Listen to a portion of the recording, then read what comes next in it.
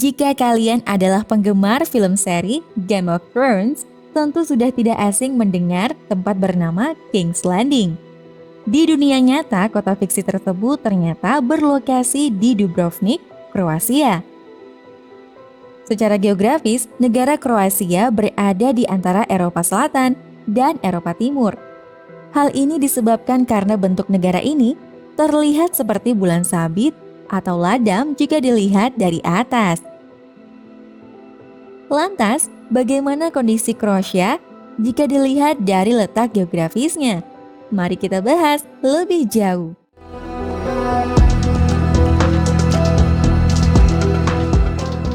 Sebelum kita kupas lebih jauh tentang negara Kroasia, kita mulai dulu pembahasannya dari bendera negaranya. Bendera Kroasia terlihat lebih ramai dibanding kebanyakan bendera negara lainnya, karena bendera ini memiliki pola kotak-kotak khas Kroasia di bagian tengahnya.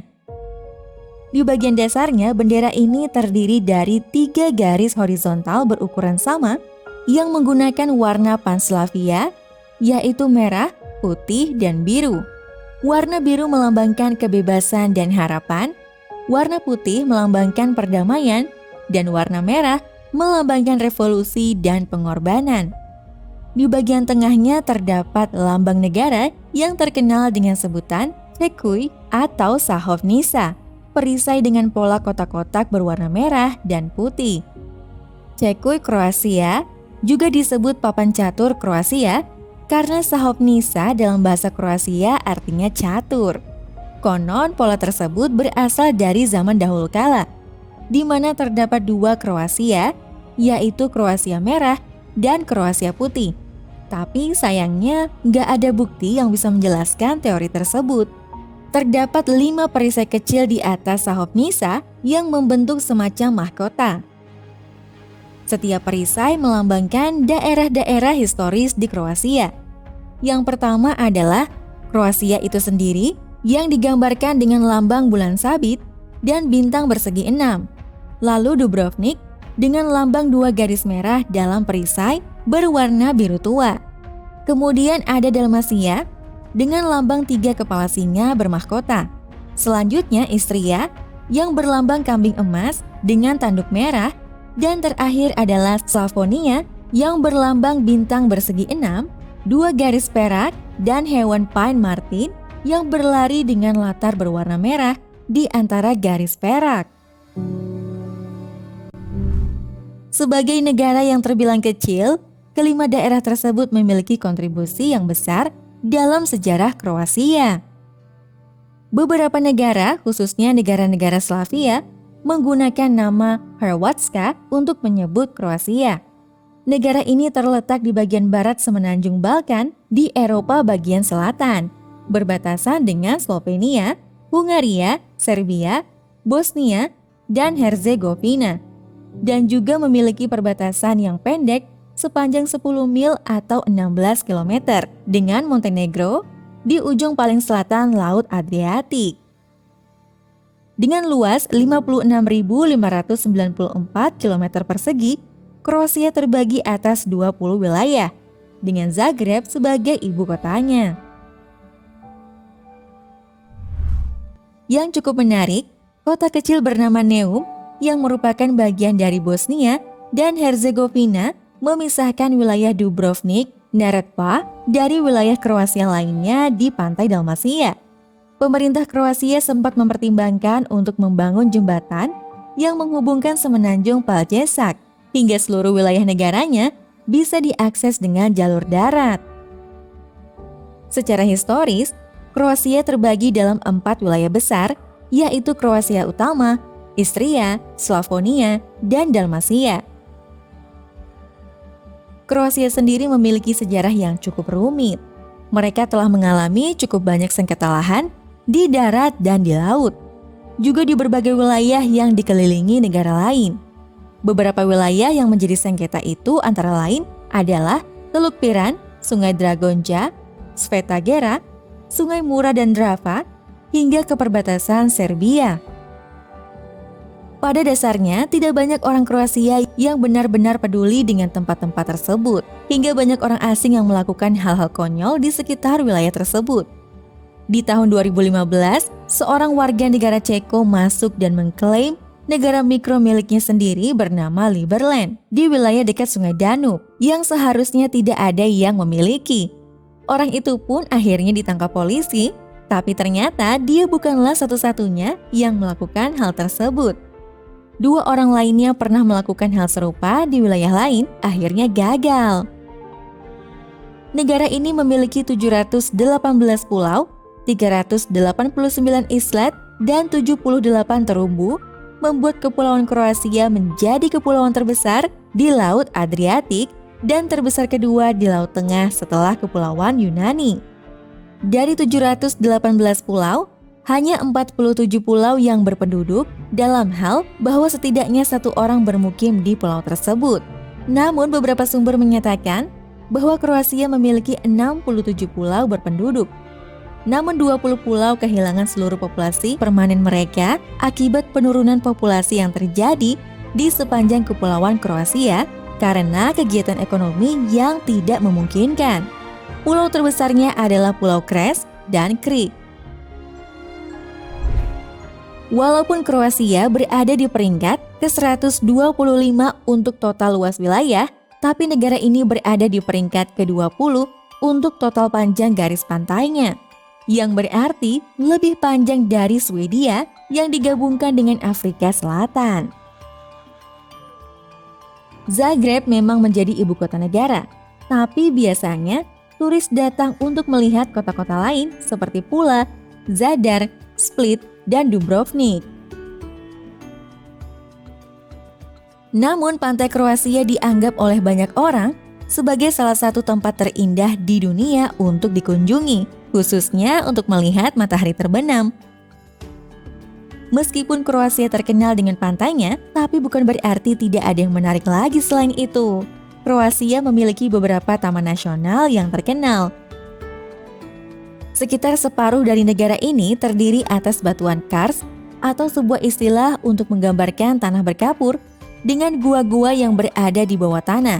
Sehingga Kroasia memiliki banyak sekali gua dan banyak di antara gua-gua tersebut yang sangat indah. Misalnya Gua Blue Grotto yang berada di Pulau Bisevo dan Gua Velebit yang memiliki kedalaman 1.400 meter di bawah tanah. Kroasia juga memiliki taman nasional Plitvice di mana terdapat air terjun dan danau di dalamnya. Selain itu, negara ini juga memiliki gurun kecil bernama Đurđevački dan beragam hewan liar seperti kelelawar, berang-berang, rusa, babi hutan, marten, serigala, dan Eurasian lynx yang sangat langka. Kucing hutan liar terbesar di Eropa juga bisa ditemui di sini.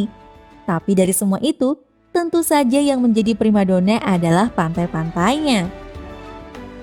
Negara dengan mata uang kuna ini memperoleh penghasilan dari sektor pertanian, peternakan, perikanan, perindustrian, perkebunan, perdagangan, dan pariwisata.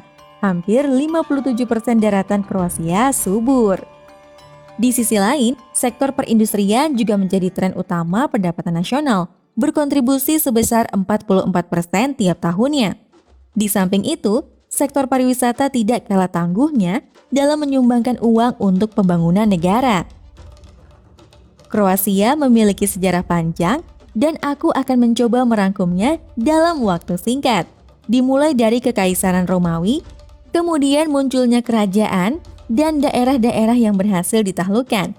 Lalu terbentuk negara bagian, terjadinya perang melawan Turki, Yugoslavia edisi pertama, Kroasia menjadi jajahan Nazi, lenyapkan Yugoslavia dari peta dunia, terjadinya perang saudara, dan akhirnya tahun 2013 mereka menjadi anggota Uni Eropa.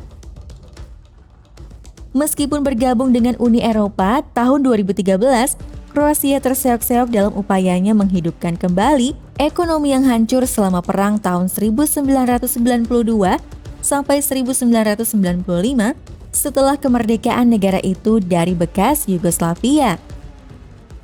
Kroasia memiliki populasi sekitar 4 juta penduduk dan menjadi salah satu negara yang populasinya terus berkurang. Hampir seluruh penduduknya adalah etnis Kroasia dengan kisaran 90,4%, Serbia 4,4%, lalu sisanya 5,2% berasal dari etnis lain yang kebanyakan adalah orang Slavia, ada juga sedikit orang Italia, Yahudi, dan Tionghoa. Sebagian besar orang-orang Slavia yang ada di Balkan bisa saling mengerti bahasa mereka satu sama lain. Bedanya Serbia dan Montenegro menggunakan aksara Rusia, sementara Kroasia dan Bosnia menggunakan aksara Latin. Cukup sulit bagi keempat negara ini untuk memahami bahasa lain seperti Slovenia, Bulgaria, dan Makedonia. Yang cukup menarik adalah sebagian besar orang Slavia, entah itu orang Rusia, Polandia atau Ceko, dan orang-orang Balkan bisa berkomunikasi di tingkat dasar hanya dengan bahasa mereka masing-masing. Sementara itu, untuk membedakan orang Balkan Slavia bisa dilihat dari agama mereka. Orang Kroasia dan Slovenia biasanya beragama Katolik, sedangkan orang Serbia dan Montenegro biasanya Ortodoks. Negara-negara yang bersahabat dengan Kroasia bisa dibagi ke dalam dua kepentingan, yaitu bisnis dan agama. Pertama, kita akan bahas dengan negara tetangga mereka, yaitu Serbia. Kedua negara ini sering terlibat berbagai konflik sebelumnya, tapi meski mereka tidak mau mengakuinya, mereka diam-diam saling menyukai satu sama lain. Bisnis dan diplomasi tetap berjalan lancar antara kedua negara tersebut, dan sampai saat ini mereka masih saling bekerja sama dengan baik.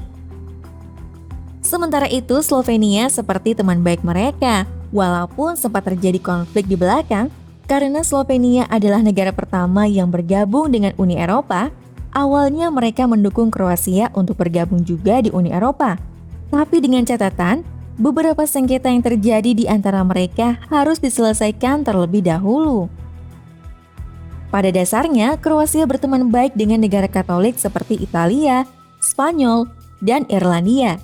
Khususnya Irlandia, karena Kroasia bersimpati atas konflik Irlandia dengan Inggris Raya. Dan Kroasia adalah negara yang sangat mengagumi Vatikan. Meskipun demikian, negara yang menjadi sahabat terdekat mereka adalah Jerman dan Polandia. Jerman adalah negara yang mereka anggap sebagai tanah impian karena banyak orang Kroasia yang berpindah kewarganegaraan dan kemudian hidup sukses di Jerman. Jerman juga banyak mengirim turis dan berbisnis di Kroasia. Sementara itu, Kroasia berhubungan sangat baik dengan Polandia. Kedua negara ini layaknya dua orang sahabat yang tinggal berjauhan tapi sering berkomunikasi dan selalu bertemu setiap tahunnya. Letak geografis memang memiliki pengaruh yang sangat besar terhadap perkembangan manusia, tapi tidak menentukannya. Banyak sejarah ditentukan oleh kesempatan, bukan keadaan. Karena pada akhirnya, kenyataan hanyalah pertemuan antara kesempatan dengan keadaan. Kamu tahu, logika membawamu dari A hingga Z, sedangkan imajinasi akan membawamu ke semua tempat dan disinilah kamu bisa menemukan apapun di dalam planet ini. Seperti biasa, jika kamu ingin aku membahasnya, silahkan tulis di kolom komentar ya. Sampai jumpa lagi di video selanjutnya. Bye! Leave a little note and we'll drive real far. Let's get out, we can leave this city. Let's drive to the open air. Yeah, the countryside is so pretty.